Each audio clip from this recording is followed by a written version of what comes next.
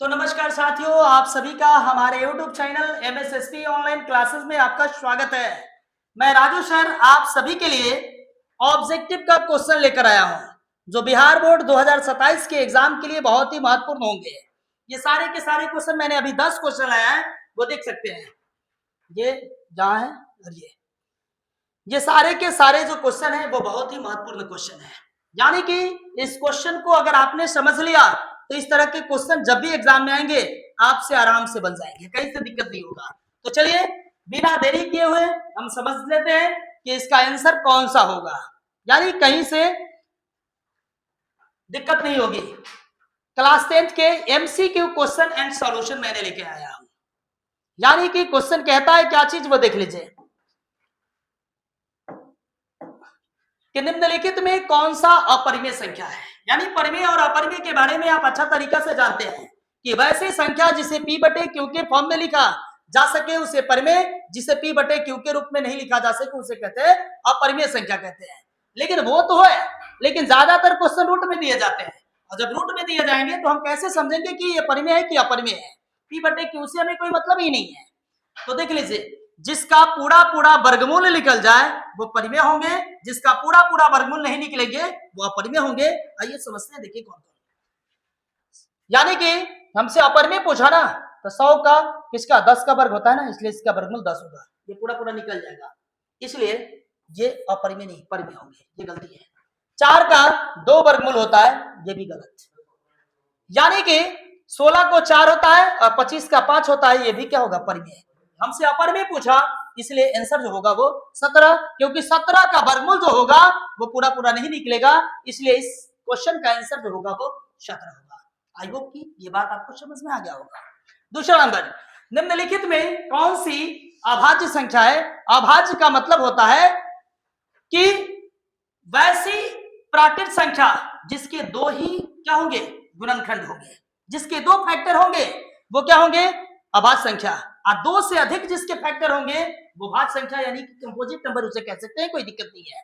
तो देख लीजिए, ये 27 है, 27 के बहुत सारे खंडन हो सकते हैं, यानी 1 से भी कटेगा, 3 से भी कटेगा, 9 से भी कटेगा, मतलब 2 से अधिक हो गया, मतलब ये अभाज्य नहीं है, ये भाज्य संख्या है। 35 को देख लीजिए, 35 डिवाइड होगा 1 से, 5 से, 7 से, इसलिए क्या होंगे, ये भी अधिक हो गए।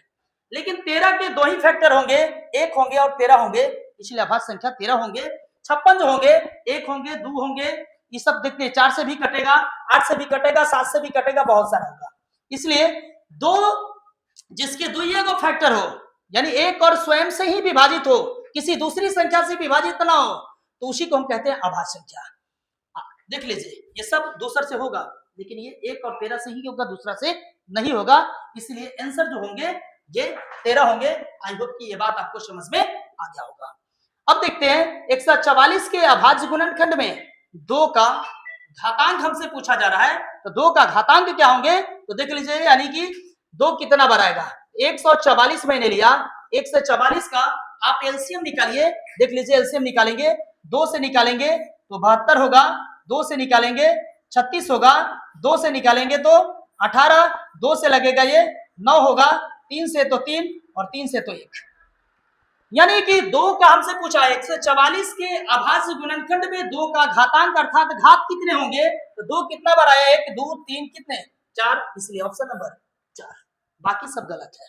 इतनी बात आपको समझ में आ गया होगा, कहीं से दिक्कत नहीं है। हम अगले क्वेश्चन पर चलते हैं। अगला क्वेश्चन क्या कहता है वो चीज देखते हैं। नेक्स्ट क्वेश्चन, यदि Q एक धनात्मक पूर्णांक है तो निम्नलिखित में से कौन धनात्मक विषम पूर्णांक है। और विषम के लिए आप जानते हैं कि वैसी प्राकृत संख्या जो 2 से पूर्णतः विभाजित हो जाती है उसे सम संख्या कहते हैं, और जो 2 से पूर्णतः विभाजित नहीं होती है उसी को हम कहते हैं विषम संख्या है। तो हम देखते हैं कि 2 से कौन कौन विभाजित नहीं होगा। 2 से भाग देंगे, द्वितीय 6, द्वितीय 6 कट जाएगा, ये सम होगा, ये गलती है। 2 दूनी 4, द्वितीय 6 कट जाएगा, ये भी सम होंगे। द्वितीय 6 2 इकाई 2, ये कट जाएंगे, लेकिन द्वितीय 6 2 इकाई नहीं कटेंगे। यानी कि विषम संख्या जो होंगे 1 होंगे, यानी 6 तो है ये सब में, लेकिन लास्ट में हमें देख लीजिए कि कितना है, 1 विषम संख्या होता है, 2 4 6 जो होते हैं वो सम संख्या होते हैं, इसलिए विषम जो होंगे वो 6 की प्लस 1 होंगे। आई होप कि ये बात आपको जरूर समझ में आ रहा होगा, कहीं से दिक्कत नहीं हुआ होगा। अब देखिए कहता है अगला क्वेश्चन, यदि दो संख्याओं का मौसा 25 है तथा लौसा अगर 50 है तो संख्याओं का गुणनफल क्या होंगे। तो आपको याद रखना है कि दो संख्याओं का गुणनफल जो होता है वो मौसा गुणे लौसा होता है। तो दो संख्याओं का गुणनफल पूछा तो मौसा गुणे लौसा मतलब 25 में 50 से गुणा कर दीजिए, आंसर हो गया। यानी 25 में 50 से करना है, 25 25 125 यानी 1250, यानी ऑप्शन नंबर ए। कहीं से आपको दिक्कत नहीं हुआ होगा। यानी जब भी मौसा और लौसा दिए रहेंगे और दो संख्याओं का गुणनफल पूछेगा तो हमेशा मौसा और लौसा को गुणा कर लीजिए। तो 50 में 25 से करेंगे तो 1250 होंगे। आई होप कि ये बात आपको समझ में आ रहा होगा, कहीं से दिक्कत नहीं। आइए ये क्वेश्चन को हम देखते हैं, बहुत बेहतरीन क्वेश्चन है। इस तरह के क्वेश्चन एग्जाम में बराबर पूछे भी जाते हैं और सारे एग्जाम में पूछे गए क्वेश्चन भी है, तो आपको बेहतर तरीका से समझ में आ भी रहा होगा।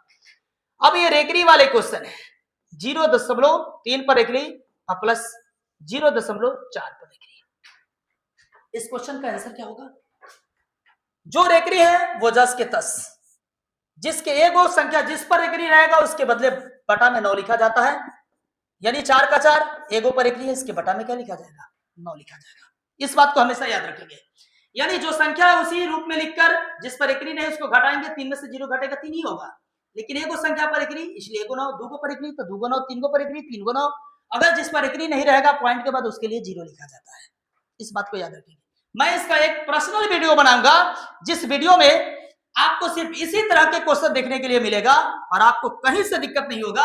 मैं अभी ऑब्जेक्टिव क्वेश्चन बता रहा हूं, इसलिए मैं सुपर फास्ट डिवीजन में हूं, इसलिए इस क्लास ऐसा क्लास मैं दूंगा इस वीडियो के बाद। तो इसका एलसीएम लेंगे तो 9 एलसीएम होगा और 3 4 जुतेंगे तो 7 7/9। ऑप्शन में 7/9 कहीं ना कहीं होगा, यानी कि बी। ये चीज आपको समझ में आया होगा। यानी कोई भी चीज है एक और रेकरी 1 9 2 रेकरी 2 9, इस वीडियो इस तरह का वीडियो हम बना ही देंगे, टेंशन मत लीजिए।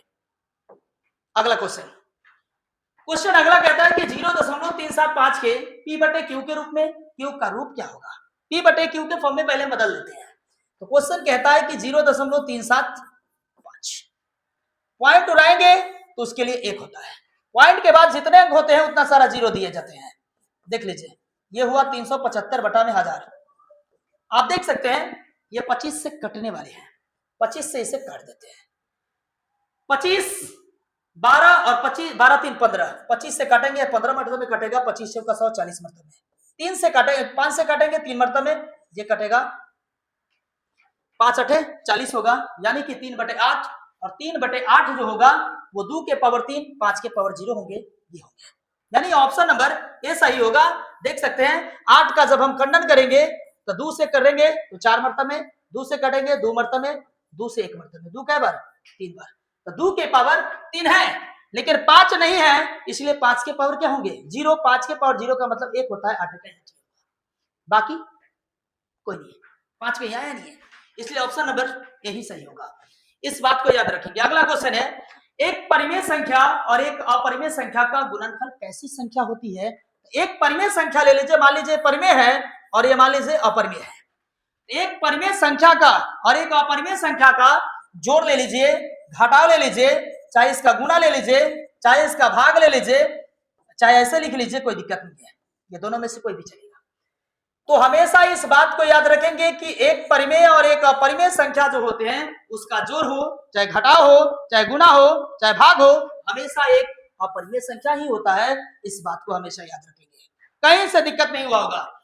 जब यही चीज कहेगा कि दो अपरिमेय संख्याओं का अगर योगफल गुणनफल इस सब की बात किया जाए तो परिमेय भी हो सकता है, अपरिमेय भी होगा। लेकिन एक परिमेय एक अपरिमेय को जोड़ा जाए, घटाया जाए, गुणा किया जाए, भाग किया जाए, हमेशा एक अपरिमेय संख्या ही मिलेगा।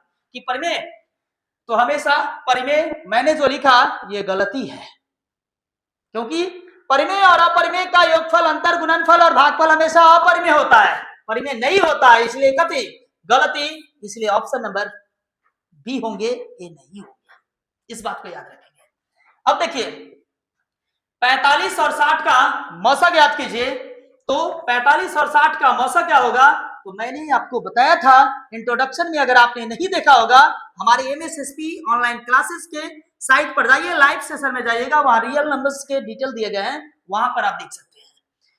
तो 45 और 60 के हमें मौसा का है, तो 45 और 60 यानी वह बड़ी से बड़ी संख्या